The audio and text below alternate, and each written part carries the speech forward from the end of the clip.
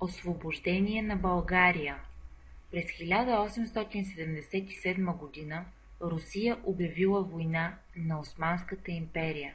След зверствата срещу българското население по време на Априлското въстание от 1876 година, тези зверства станали достояние на света благодарение на американския журналист Макгахан, който привлякал вниманието на цивилизования свят към случващото се в България. Руските войски, подпомогнати от български доброволци, победили войските на Османската империя.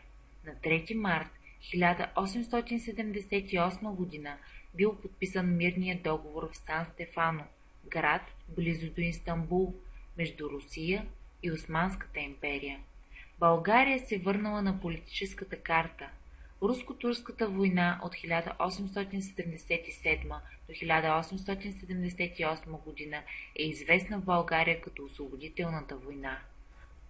На 9 септември 1944 година преврат сваля правителството на премиера Константин Муравиев и го заменил с правителството на Отечествения фронт. Тази дата бележи началото на мащабни политически, икономически и социални промени. България попада под влиянието на Съветския съюз и се превръща в социалистическа страна. През 1989 година пада Берлинската стена, която е един от най-големите и трайни символи на студената война. Това събитие доведе до лавина от промени в целия социалистически свят. Промените от 1989 година в България означаваха рухване на комунизма в страната. Съветското политическо влияние беше отстранено.